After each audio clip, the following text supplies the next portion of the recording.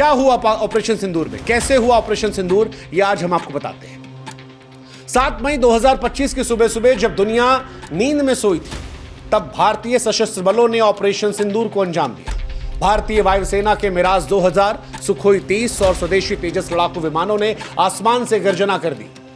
DRDO द्वारा विकसित स्वदेशी ड्रोन, ब्रह्मोस क्रूज मिसाइलें और पिनाका मल्टी बैरल रॉकेट लॉन्चरों ने मिलकर पाकिस्तान और पाकिस्तान अधिकृत जम्मू कश्मीर में 9 आतंकवादी ठिकानों को निशाना बनाया और उन्हें राख में तब्दील कर दिया। रक्षा मंत्रालय के बयान के अनुसार ये ठिकाने भारत के खिलाफ आतंकवादी साजिश के केंद्र थे।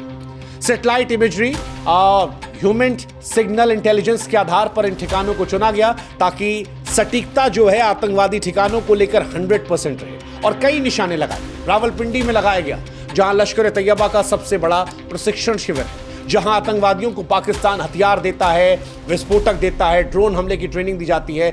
यहीं से रक्षा मंत्रालय का मानना है कि पहलगाम के हमले की साजिश रची गई थी और इस जगह को हिंदुस्तान ने नेस्त नाबूद कर दिया। बहावलपुर, वो जगह जहां पर जैश ए मोहम्मद का गढ़ है, यहां से 2001 के संसद हमले और 2019 के पुलवामा हमले की साजिश रची गई थी। मुजफ्फराबाद, जो पीओके में है, आतंकवादी संगठनों का लॉजिस्टिक और कमांड सेंटर, जहां से हथियारों का भंडार, फंडिंग का प्रबंधन होता है। कहा जा रहा है कि यहां पर 50 टन से ज्यादा गोला बारूद था जो भारत के स्ट्राइक में नष्ट हो गया। मीरपुर, घुसपैठियों का प्रशिक्षण केंद्र, जहां आतंकवादियों को भारत में प्रवेश करने की ट्रेनिंग दी जाती थी। यहां पर कई आतंकवादी थे जो अब निकल लिए हैं। कराची के भी कई बाहरी इलाकों की बात की जा रही है। एक गुप्त ठिकाना जहां से साइबर हमले और ड्रोन ऑपरेशंस की योजना बन रही थी। यह ठिकाना लश्कर के साइबर यूनिट का हब था, इसे भी निशाना बनाया गया। खैबर पख्तूनख्वा के पास सीमा पर लॉन्च पैड, जहां से आतंकी भारत में घुसपैठ की साजिश रच रहे थे, यहां भी 20 आतंकवादी ढेर किए गए। कहा जा रहा है कि बलूचिस्तान के पास भी हथियार तस्करी का प्रमुख केंद्र था, जहां से आतंकवादियों को गोला बारूद की आपूर्ति होती थी। इस ठिकाने पर भी 10 टन आरडीएक्स नष्ट किया गया। और भी कई इलाके हैं पीओके के आसपास, गुप्त इलाके, जहां भारी मात्रा में आतंकवादी और के हथियार थे, उन्हें भी ब्रह्मोस मिसाइलों से नष्ट किया गया। हालांकि इनमें से कई जानकारी है वो सोर्सेस के हवाले से छन छना कर आ रही है, इसलिए जानकारियां थोड़ी बहुत आगे पीछे हो सकती हैं, क्योंकि अभी भी भारतीय सेना की तरफ से आधिकारिक ऐलान का इंतजार है। ये जानकारियां सोर्सेस के हवाले से अखबारों के जरिए, हिंदुस्तान, पाकिस्तान और दुनिया की जो तमाम मीडिया एजेंसी हैं उनके जरिए निकाली गई है। तो इन जानकारियों पर जो और जानकारियां आएंगी वो हम आपको बताते रहेंगे। लेकिन एक बात जो स्पष्ट तौर पर भारतीय सेना ने कही है अपनी जानकारी में, जब इस हमले को कंफर्मेशन आया उसके बाद कही, वो ये कि ये हमला संतुलित हमला था, जिसमें ताकत का प्रदर्शन तो था लेकिन युद्ध से परहेज था। दरअसल ऑपरेशन सिंदूर भारत की रणनीतिक परिपक्वता का सबूत था। यह बदला सटीक था, संतुलित था, घातक था।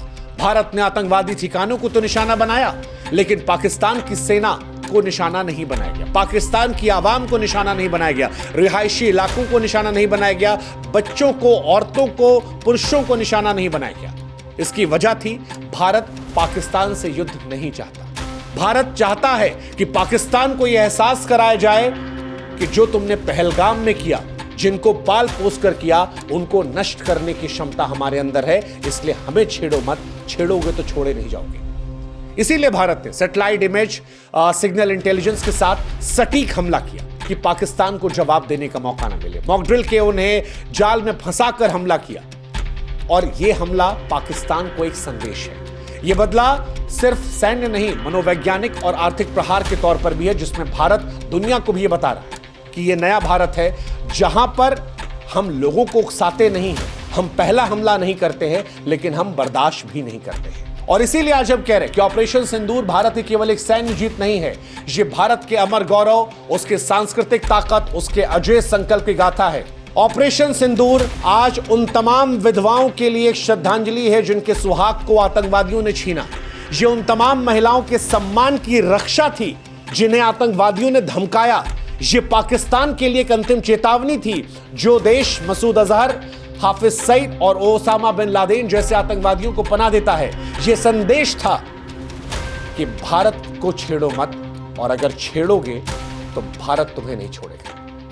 अब पाकिस्तान चाहे जो नौटंकी कर ले, बच्चों को ढाल बना ले, दुनिया के सामने पीड़ित बन ले, लेकिन सारी दुनिया के सामने भारत ने दिखा दिया है कि भारत बदला लेना जानता है। भारत ने ना सिर्फ आतंकवादी ठिकानों को ध्वस्त किया, बल्कि पाकिस्तान के आतंकी साम्राज्य की कमर तोड़ी है। और ऑपरेशन इतिहास भविष्य में भी इतिहास के स्वर्णिम पन्नों में उस गाथा के तौर पर सुनाया जाएगा जिसमें भारत ने अपने लोगों, अपने सम्मान और अपने देश की महिलाओं के सिंदूर का सम्मान बचाने के लिए प्रलय मचा दिया था। फिलहाल यह बदला पूरा हुआ, लेकिन भारत की नजर अभी भी उन आतंकवादियों पर है, उन आकाओं पर टिकी है जो भारत की शांति को चुनौती देने की हिम्मत कर रहे हैं। भारत अभी भी पाकिस्तान से कह रहा है कि यह हमला सिर्फ आतंकवादियों पर था, संतुलित हमला था, अभी भी सुधर जाओ, क्योंकि पाकिस्तान का कदम यह तय करेगा कि भारत का प्रहार जो है पाकिस्तान पर अगला कितना कारगर होगा। और अगर पाकिस्तान हिमाकत करने की कोशिश करता है तो पाकिस्तान याद रखिए